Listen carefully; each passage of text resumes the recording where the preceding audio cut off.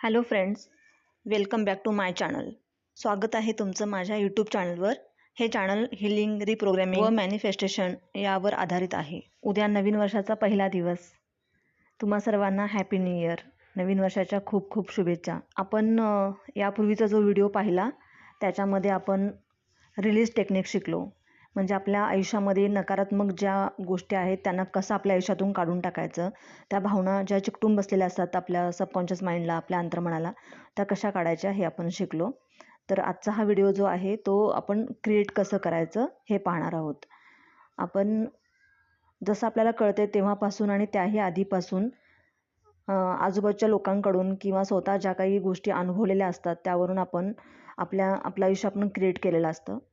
Create करणं म्हणजे काय, की तुम्ही जे स्वतःबद्दल बोलता किंवा स्वतःबद्दल जो समज करून घेता, स्वतःबद्दल जे वारंवार शब्द वापरता, जी वाक्य वापरता, मी असा आहे किंवा दुनिया अशी आहे, जे काही किंवा माझ्या आयुष्यात अशा गोष्टी आहेत, हे जे आपण वारंवार बोलतो त्याप्रमाणे व्हिज्युअल म्हणजेच तुम्ही कल्पना करता तुमच्या आयुष्याची, की माझ्या आयुष्यात ह्या सगळ्या अशा अशा गोष्टी आहेत. मग ते पॉझिटिव्ह असो किंवा निगेटिव्ह असो, तर त्याप्रमाणेच तुमचं आयुष्य कालांतराने रिपिटेशन नंतर क्रिएट होत असतं. म्हणजे आपलं आयुष्य हे पूर्णतः आपलं क्रिएशन आहे, आपल्यावरती अवलंबून आहे.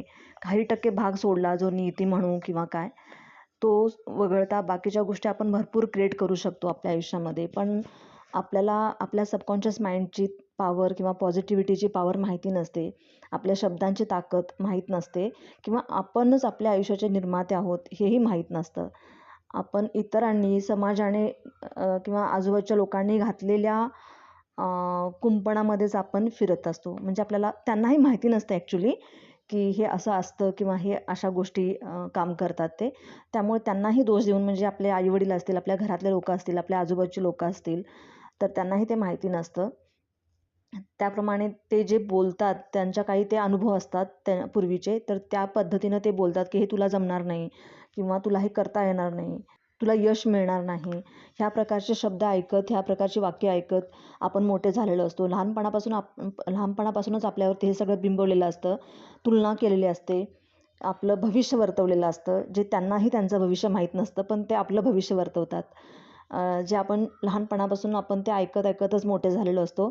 आणि ते जेव्हा ते तसं वारंवार बोलत असतात तेव्हा आपण कुठेतरी ते आपलं सबकॉन्शियस माइंड ऐकत असतं किंवा आपल्या बालमनावरती त्या गोष्टींचा परिणाम झालेला असतो आणि त्याप्रमाणेच आपल्या आयुष्यामध्ये आपल्याला ते अनुभव यायला लागतात. आणि जेव्हा हे अनुभव यायला लागला, पहिला अनुभव यायला लागल्यानंतर आपल्याला कुठेतरी ते क्लिक होतं की ते तसं त्यांनी म्हटलं होतं. भलेही 1-2 अनुभवानंतर आपल्याला ते जाणवायला लागतं आणि आपल्याला ते क्लिक होतं. आणि त्याच्यानंतर मग जेव्हा आपण हे जितकं रिपिटेशन करू की हो त्यांनी तसं म्हटलं होतं आणि ते त्यांचं खरंच झालं, हे जितकं रिपिटेशन करू ना, तितक्याच गोष्टी आपल्या आयुष्यामध्ये त्याच प्रकारे पद्धतीने घडत असतात.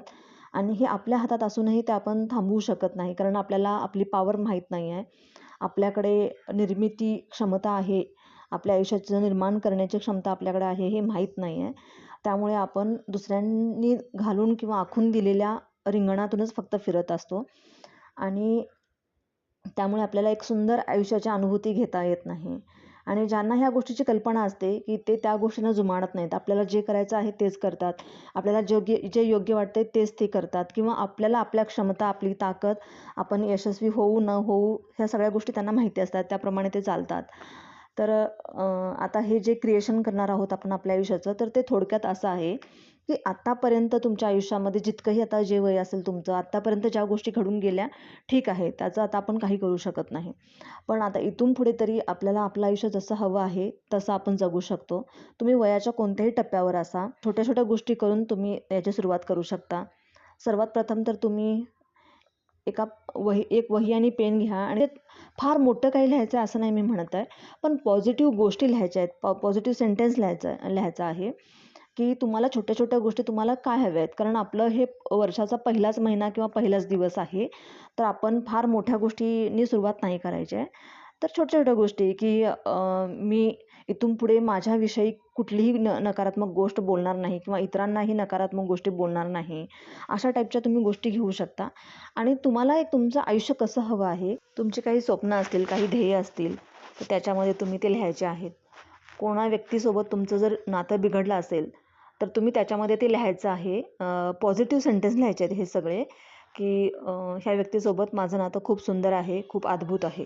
तुम्हाला जॉब बाबतीत लिहायचं असेल, तुम्हाला अजून जॉब नाही मिळालेली आहे किंवा तुम्हाला जॉब करायचा आहे, कोणता एखादा बिझनेस करायचा आहे, तर त्याच्या बाबतीत तुम्ही सेंटेन्स लिहायचे आहेत. तुम्ही त्याच्याबद्दल कल्पना करून त्याच्यामध्ये ते लिहायचे आहेत. तुमचं कर्ज असेल, लोन असेल तुमचं, तर त्याचाही उल्लेख करायचा आहे. पण तो पॉझिटिव्हली करायचा आहे, की मी फायनान्शियली फ्री आहे, अशा टाईपने. आणि खूप गोष्टी तुम्ही लिहू शकता. तुम्हाला जे हवं आहे ते तुम्ही लिहू शकता. आणि तुम्ही जे लिहिताय तुमच्या सबकॉन्शियस माइंडवरती जे छापलं जातंय ते तुम्ही तुमच्या हाताने ती गोष्ट तुम्ही क्रिएट करताय, लिहिताय आणि याचा अधिकार तुम्ही कोणाकडेही देत नाही. तुम्ही तो स्वतःकडेच ठेवून घेताय, याचाच अर्थ असा आहे. त्यामुळे तुम्हाला जितकं शक्य असेल आपल्या बाबतीत चांगलं लिहिण्यासाठी तर ते तुम्ही लिहू शकता. तुम्हाला कुठे ट्रिपला जायचं आहे तर तेही तुम्ही लिहू शकता. ज्या गोष्टी तुम्हाला हव्यात त्या सगळ्या लिहून झाल्यानंतर तुम्ही हे दिवसातून ॲटलीस्ट 3 वेळा तरी हे वाचायचं आहे.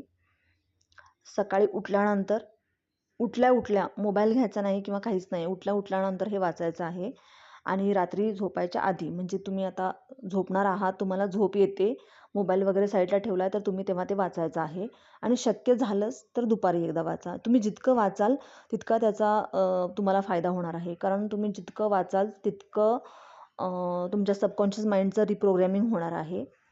बेसिकली ह्याच गोष्टी आहेत की तुम्ही आत्तापर्यंत जितके नकारात्मक गोष्टी आपल्यासाठी बोललेल्या आहेत तर त्याच गोष्टी आता आपण पॉझिटिव्हली करणार आहोत. कारण शब्दाची ताकद अफाट आहे आणि जेव्हा हे आपण डिक्लेअर करतो, जेव्हा आपण हे ठरवतो आणि ह्या गोष्टींवरती ठाम असतो की हे मला हवं आहे किंवा माझं आयुष्य मला अशा पद्धतीनं घडवायचं आहे, कोणत्या माणसांसोबत मला राहायचं आहे किंवा मला काय करायचं आहे, हे जेव्हा तुम्ही ठरवता, स्वभावामध्ये कोणता बदल करायचा आहे, या सगळ्या गोष्टींमुळे तुम्हाला तुमच्या आयुष्याला एक दिशा निर्माण होईल.